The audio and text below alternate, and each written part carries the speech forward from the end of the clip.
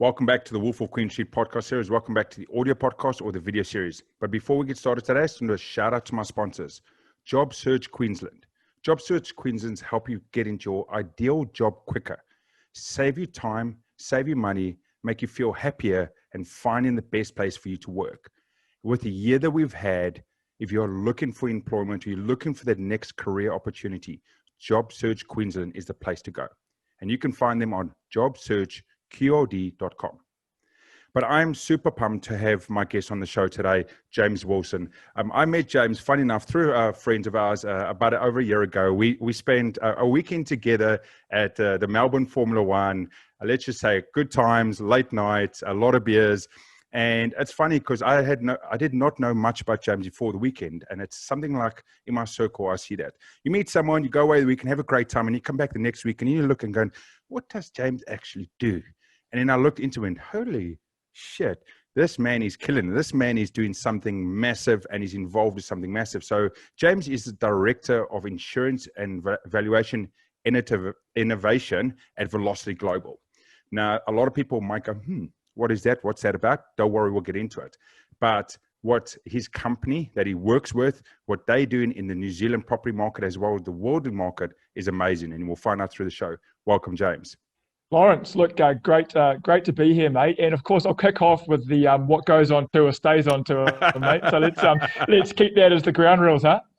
Always, mate. Always. Like I said, it was a good time. So I think the only thing I can mention, which is fine, is that there's a couple of photos of me and James both going, I think it was Red Bull t-shirts at the same time, doing selfies together going, does this shirt fit? Does this shirt fit the right size? And everything. Absolutely. I've still got that photo somewhere on my phone. So that was good times. But anyway, let's jump into it. Valocity Global. What are you guys and what do you do? Good question. Great place to start. So look, put simply, Valocity Global provides a property ecosystem. Mm-hmm. That sounds simple, right? So what does that mean in reality? So in reality, look, we're a New Zealand founded company. So we started off in New Zealand as our first market and took our concept further afield from there. But what we do essentially, and put simply, is we provide the banking and lending sector with a range of digital data products, which they will use as part of their mortgage lending process. So they will, put simply to start with, they will look up property information and they will move that through to work out what the value of a property might be for mortgage lending purposes, and then use the platform for things like ordering a property valuation, for example. So really, throughout that mortgage lending process, if a bank needs to find something out about a property, they will use the Valocity Global platform.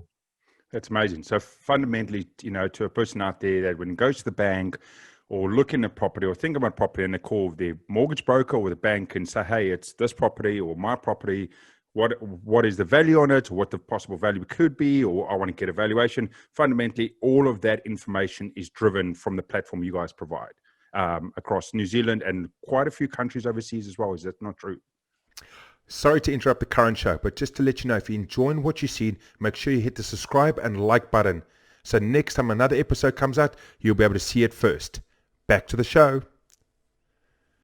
It's true, yeah. So as I mentioned, we took the concept, started off in New Zealand, Kiwi founders, and look, we're such a great market for innovation, right? Kiwis love property, but also we're early adopters. We like tech, and we're a great market to sort of try new things out on. So we then took the model further afield. So obviously our biggest cousins being Australia, across the ditch, and have launched a similar model across there, and further afield again too. So we've got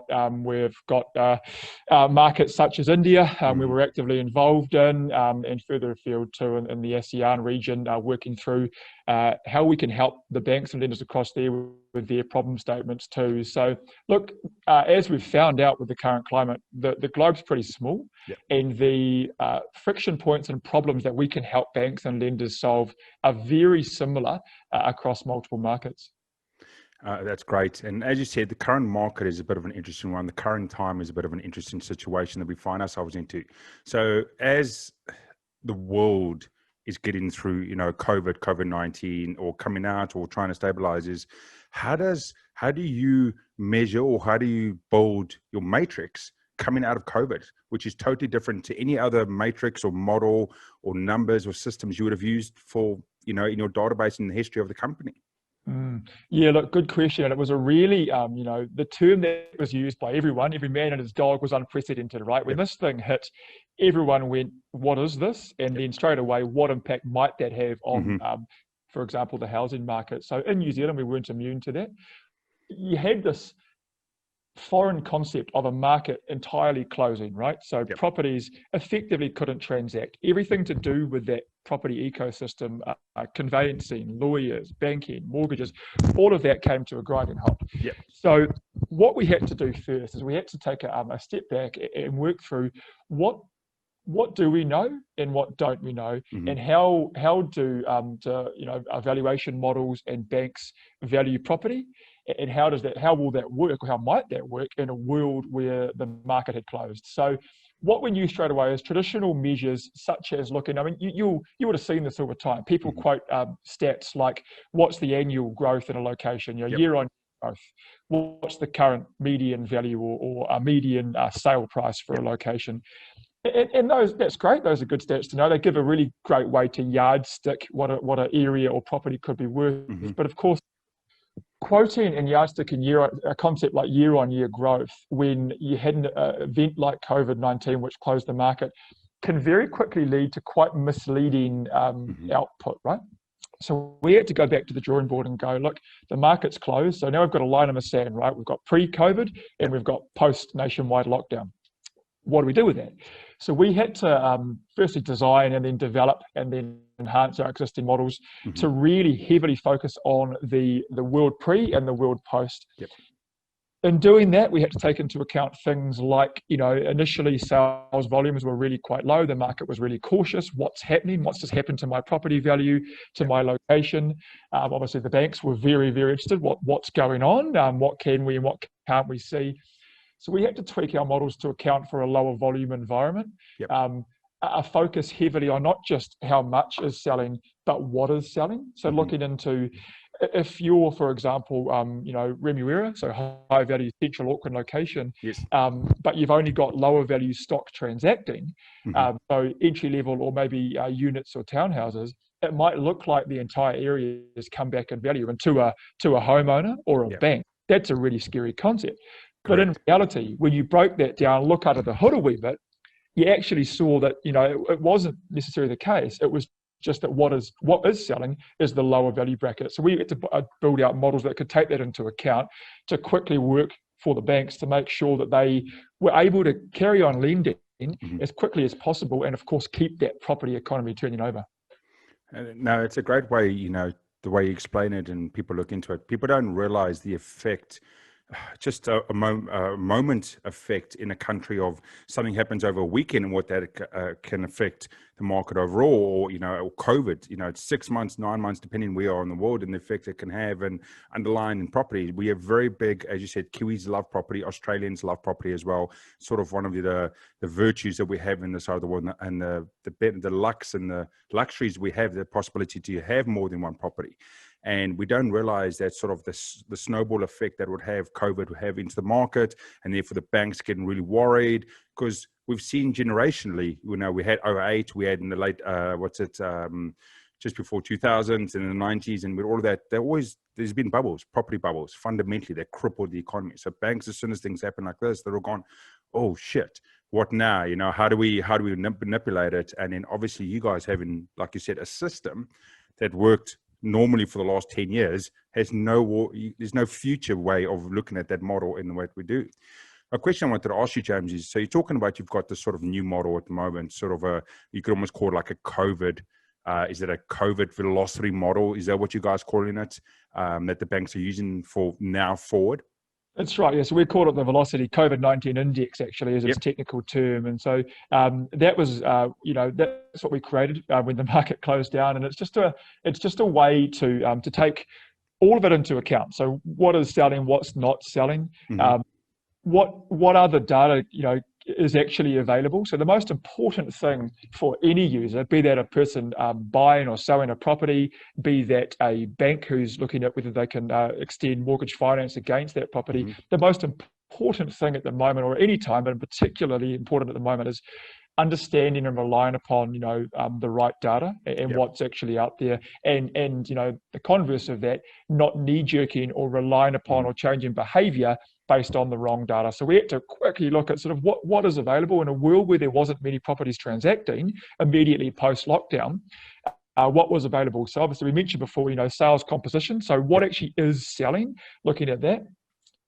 We can then look at things like what's actually happening in the mortgage market. So not just what's selling, but what's behavior looking like in those that are looking to top up or refinance their mortgages. What's going on there, and what trend could that potentially reveal for market behavior. What's happening in what we call the pre-sales world. So what's happening with listings and, before the property hits the market. So is that a proxy or a sign for what might happen to ultimately volumes and value levels? And then looking at things like what's happening in the rental market. So that's a great indicator. What's, for example, one sub-market right now is Central Auckland apartment market, right? Typically popular among investors buying and selling property in that location.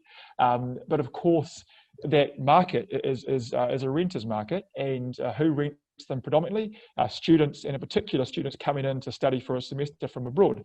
So you shut a border, take them out of play, all of a sudden, very quickly, you've got a market that potentially might have some value impact in a short time frame. So we had to consider all of that, wrap it into the Velocity COVID-19 index, which was a way, as I said before, the key point for us was to make sure the banks had that available to them and therefore could return to normal lending conditions as quickly as possible.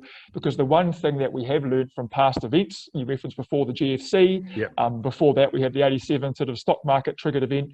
The one thing that can make events like that worse again is when the banking system comes to a grinding halt and money's not available. So there's, liquidity is the word used, is not there. That has a prolonged flow-on effect. So if the banking system can continue working, as close to normal as possible, which at the moment in New Zealand we've seen the result of that very much being the case, it creates a healthier property economy. Full stop. It's great. I've got a couple of questions we've been talking through there at the moment, and some more of a couple of challenges and intrigue. So first one is, to any of the listeners or watchers at the moment, is Velocity Global has quite a large market share, but it's not the only market product out there to our banks out there. And I'm not going to say who all your customers are, and I'm not going to, lift up the shirt there, but just out there. So my question would be, first part of the question is, the banks that are utilizing your platform, so have they moved purely now to your Velocity COVID-19 index and that has replaced the old index, or they're still using the two in parallel? It's the first part I wanted to know.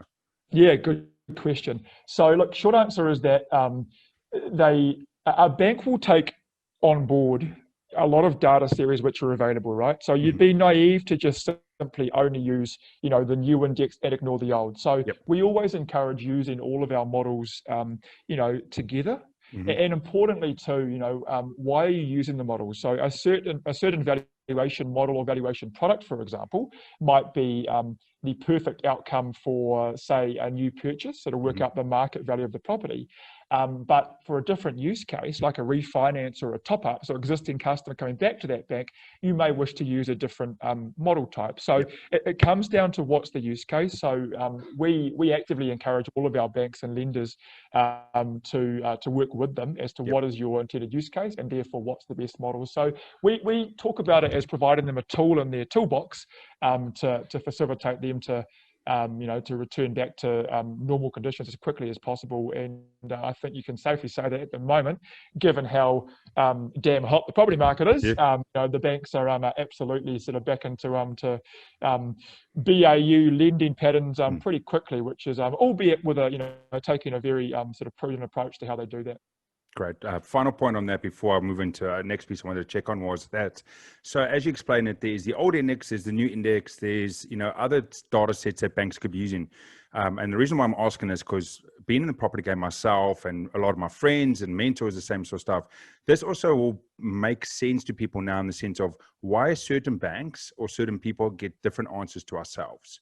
So use case, specifically to a bank, specifically to your portfolio, might have a different yes or different no to my situation, my use case, and my bank.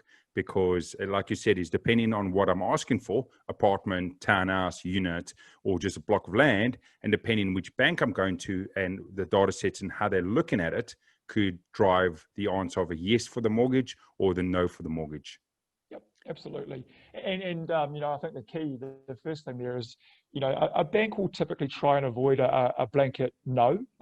They'll try and work through what is the use case and therefore what might we be able to offer you in that space. But I think the key message there is absolutely there's very much a scale of what's the most appropriate way for that bank to work out the value of a property. And I think it's a good point to touch on because we've mentioned the model side of the equation. So technically they're called automated valuation models. AVMs is the acronym you might have heard if you're a more informed investor. AVMs. And so that's one of the tools in a bank's toolkit. We provide a range of different models to the banks to provide them, effectively what is an instant answer. So you walk into your bank and you say, hi, Mr. and Mrs. Banker, I want to buy a property. And they say, that's brilliant, Lawrence. How much are you paying for it? $1 million because we're in Auckland, that'll buy you a small unit. And they will say, that's great. We will now take steps available to us to validate that the price you're paying is actually a market value. And they're not doing that because they're just, horrible, money hungry institutions. They're actually doing it for your benefit. So they actually want to make sure in a prudent way that the price that you're looking to borrow the money against is actually in line with the market value, because if not, then they're acting in a way that might produce a poor outcome for you as a customer.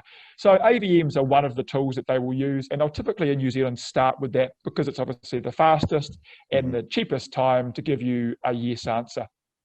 Underneath that though, there's a raft of other valuation related products that a bank has available to it through a platform like Valocity, where they can also access and place an order. So one of those, the next rung up on that ladder is something called a desktop assessment or desktop assessment of value.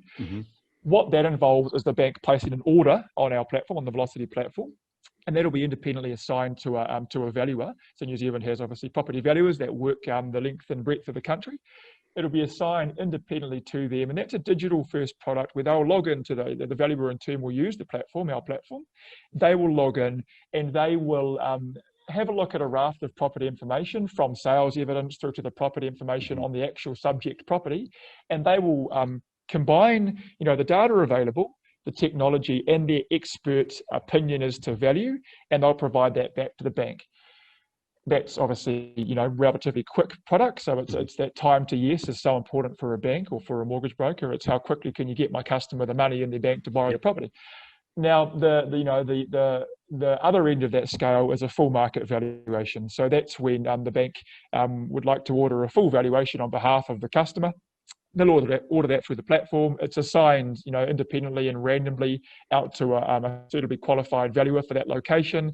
They'll go away, they'll do a full market inspection of that property, measure the whole house up, measure the garage, measure everything. They do a very robust, thorough job, and they'll provide the bank and the customer back with a very detailed report as to what the market value of that property will be. And to our point before, depending on what the particular use case is, who you are as a customer, things like, your deposit level, are you a first home buyer or an investor or anything in between, will depend on which particular valuation product that the bank can use to give you the money on. It's great. I love that, James. And, again, it's people, the professional investors will totally know all of this, will understand this. This is sort of the education that they've gone through. But there's people that's thinking about it or wanting to ask the questions, need to understand more of how everything from that's provided you from the bank, the number, what they're going to do, is how it works, where it comes from, and what the options they have to them. And it's a great way explaining the three different levels, depending on the depths they need to go to. And again, talking about the use case in your scenario. And there was just one point that James mentioned there in the segment. If anyone was listening or paying attention, was banks don't normally say no hard. So if you get a no from a bank, you should go back and go, no, but what is my options to a yes? And I think that's the sort of stuff that a lot of people are afraid from, because banks banks work for you. Don't let them say no and not give you an option what there is to the yes.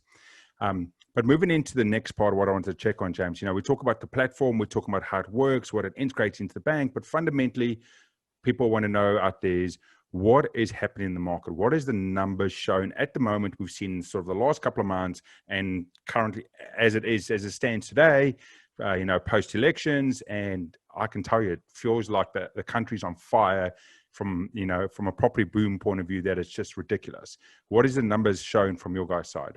Yeah, absolutely. Look, I mean, Lawrence, put on your rosy tinted glasses, because it's it's a pretty positive picture right now, right? Yeah. Or at least that's what the market stats would have you think. So, look, I think just giving a quick intro to, we had a market lockdown. We then had the market reopen in New Zealand context. Then we saw, obviously, the first response was from the Reserve Bank, where they very quickly did a couple of key things. The first thing they did is they lowered the OCR rate, which in turn had a pretty quick impact on, the rate you can borrow at a retail level to buy a property. They also removed some of the what are referred to as handbrake restrictions around the LVR requirements, right? So that's the amount, effectively that's the, put in layman's terms, that's the restrictions that govern how much lending a bank can do based on deposit level, right? So they, 20% is the normal deposit in New Zealand. It was 30% for investors. Obviously, that's been removed and lowered for most scenarios now. So they quickly acted to fuel and promote and encourage the demand side of the equation, right? What we then saw is, a re-entry,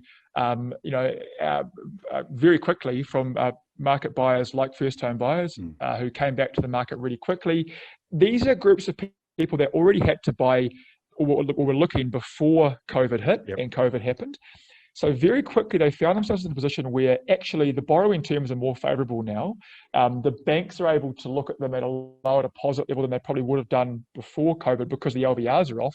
So they very quickly recognised this is a good chance for us to jump back in and buy.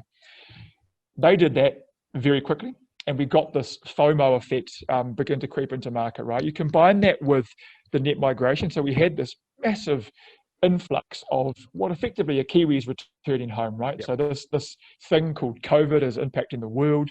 Where do you want to be? You want to be at home. It's all going pretty well across there. Let's get back quickly. A lot of those, Kiwis returning were looking to return, semi-permanently, and therefore wanted to buy property to relocate their families back to. So that's a double whammy. You had first-home buyers who were really, really, really active. You had Kiwis returning home, and then you have, more cautious groups like investors begin to re-enter the market too. So if we fast forward to where we are now, we've got that, we've got those really favourable demand side drivers, right? So what does it mean? It means we're hot. We are very hot. In my, I'm not the most experienced head in terms of age in the property market, but I'm a property valuer background. I've been active therefore throughout some pretty, came into the market on the back of the last GFC. Things obviously took off pretty hotly then. I tell you what, where we are now, especially in some locations, really, I haven't seen it hotter in terms of market behaviour.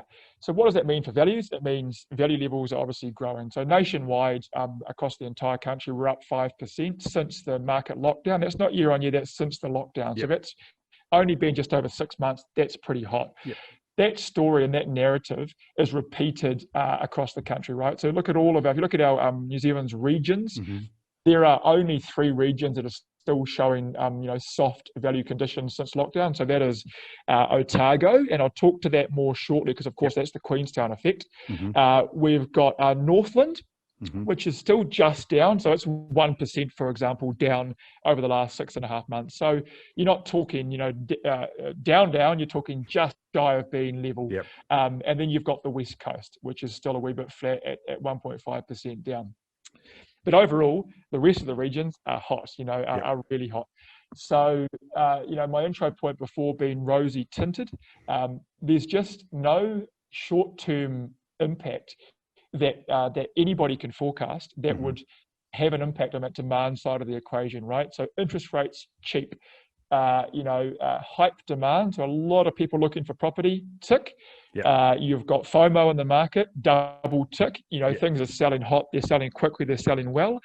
And obviously, you know, the other side of the equation, supply side of the equation, New Zealand's had for a long time an undersupply of property. Yep. It's particularly evident now, especially if you look at, you know, real estate terms like inventory, so stock coming to market. We're constrained across, you know, pretty much all of our main urban centres. And so as a result, you know, things are hot. And they're built on confidence, right? So if you look into, you know, data that we look into, like, you know, maybe it's a housing confidence survey, maybe it's even mood of the boardroom surveys, right? They're all showing upticks in confidence, and that's because, you know, nothing in the short term is there that would change that side of the ledger. So short answer to your question, things are hot, and you know, valuers are always asked to crystal ball gaze. You know, what does that mean? What's going to happen next? In the short term, there really is nothing we can point to that would warrant, you know, those underlying fundamentals changing. I'll talk to the medium and longer term soon, because there's some really relevant points to consider if you are looking to make your next purchase. One example we can look to, you know, obviously hot topic, election, just gone. We all know the result. Elections typically, if we look back over the last 2 or 3 cycles, they would typically have a market impact, right? And the impact they typically have is activity levels fall or soften. So sales volumes, people looking to buy or sell fall as the market takes a more cautious or wait and see approach. Let's wait what might happen. Let's wait what different policies of various parties may be. This time around, we saw none of that. In fact, we saw, you know, market activity levels increasing because people were just so wanting to make that next purchase. The election impact was almost irrelevant to them. They were getting in because money's cheap and they wanted to buy.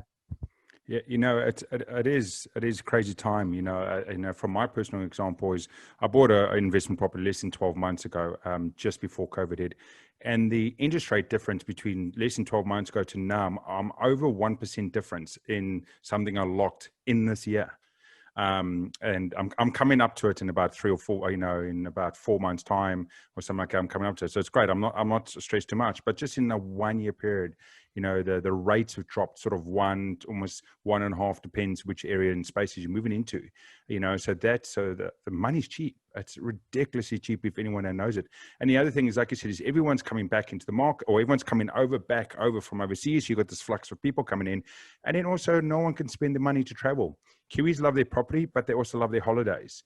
So you sit in there with families, you sit in there with, you know, young couples, hadn't a trip planned this year or next year, you know, had the 15, the 20, the 25 grand saved, put away, and said, okay, well, this was going to be our trip. And now travel and all of those adventures seem like not going to happen anytime soon. So they're like, great. I'm not going to put it in the bank because the bank, you know, I'm not going to leave in the bank. The bank's giving me literally, I think it's 0.5 or 0.025. Interest, nothing. So why don't we get into this? And you see this whole FOMO thing. Everyone else is doing it. That's great. Let's get into it. And they're jumping aboard, and it just snowballs that whole effect, and it keeps going. And unfortunately, me personally, from my own opinion, I don't see anything that's going to slow it down. I don't see anything that's going to make it slow down for at least a couple of years. I mean, James, I'll let you have your opinion on a slowdown, because until we can have too many houses, there's always going to be that demand question we have in New Zealand. And I can't remember what the number was. It was like 50 or 100,000 houses a year we had to build to try and keep up with demand. And that's just not happening, not even close.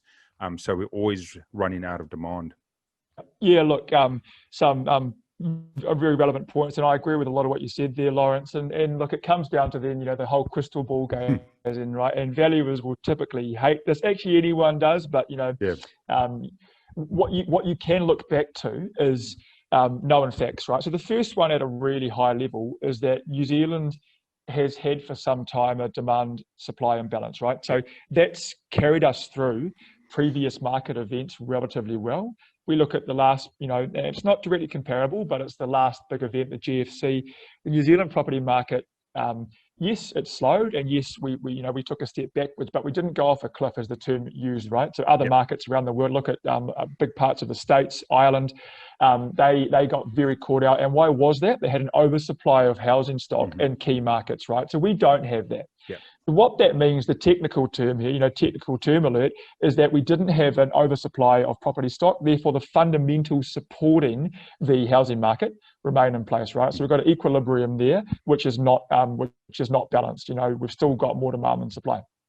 What that means to now, though, what that has meant, I suppose, leading into COVID, is that you're right. The building of new housing stock wasn't keeping up, but probably more importantly, what we've been building hasn't been bang on. Yep. So, we've been, a private builder will obviously look to build, where their most or their biggest profit margin is. That's, in New Zealand, Inc. full stop, for a long time, that has typically been a, freestanding, large, high-end dwelling. Mm-hmm. The Auckland Unitary Plan and other more sort of development intensive plans have been a step to recognise that, to try and encourage the private and public, but private sector in particular, who do most of our house building in the country, to build housing stock to meet the market, right? So look at Hobsonville Point. They're building a range of houses. Yes, you've got the big high-end freestandings. You've also got your attached townhouses or apartment stock. So it's more, I think, a case of what's being built, not necessarily the sheer number of total dwellings built. Is kind of again, it comes back to that point: what data is available to you, and what are you focusing on it for, and what's your outcome you want to achieve? But look, back to your more important question: what might happen? You're right, and I've said already that there's nothing in the short term that you'd look at that would trigger change the drivers to slow demand. But there is one thing that is very difficult to measure, but it has a major impact on any market, be that a share market or a housing market, and that is confidence. Right at the moment, confidence is high almost across the sector. We've got mum and dads buying the next property because they can, right? They're pulling equity out of their home in Auckland or wherever it might be, and they're buying a property because it's so cheap. As you said before, money in the bank's not returning much, so I'm mad not to. And look, there's a lot of policy right now, from Reserve Bank policy through to government, through to banking policy, that would, is most definitely supporting, the housing market, because maintaining asset prices is a good thing in a time like this, and also supporting confidence for a market is also a good thing. We won't touch too much on what that means for asset prices, and therefore growing the growing divide, because that can take hours to talk through. But look, confidence is the key, and that's very much here. The unknowns, though, is what will happen into next year. I think you're right, leading into Christmas time. That's going to remain. There's no major reason why. Look, of course, pending a bigger outbreak, another outbreak of the actual COVID virus closing the market, it's here to stay. Next year, though, when we're going to start to see, no matter which way you cut or slice and dice this, we're going to start to see some economic impacts of COVID becoming more of a reality, right? And that's going to be in a raft of things, from headline GDP remaining, likely to remain subdued, through to things like we're going to see naturally more job losses, right? When that starts to creep in, the first chink in the armor it has is to market confidence. People start seeing, media stories about this occurring. They start hearing stories, talking at barbecues. We're Kiwis, right? We talk about property at barbecues. We're all boring as heck. We start hearing those stories. We might know somebody who might have lost a job, whatever it might be. That impact on confidence is the one thing that is very difficult to measure and can have a very quick impact on your next investment or purchase decision. So that's the unknown, and we simply put, we just won't know how that's going to reveal itself until that comes around next year. What does that mean for you, though, if you're looking to buy? Should you therefore not buy, wait on the sidelines? Look, there's no easy answer to that. And to our point before, it totally depends on your circumstance. Correct. Why are you buying? What are you trying to achieve? If you're a first home buyer and you were looking to buy before COVID, and you've still got your job and there's nothing in your, that would change that, your income's your income, then go and talk to your bank or your broker. If you want to buy a property to get to house yourself or your family, then look, we're New Zealand, it's what we do. Home ownership's our aspiration. Go and do it, But don't do it thinking that you're going to make $1 million overnight, and therefore you almost, you become a proxy speculator. Don't do that.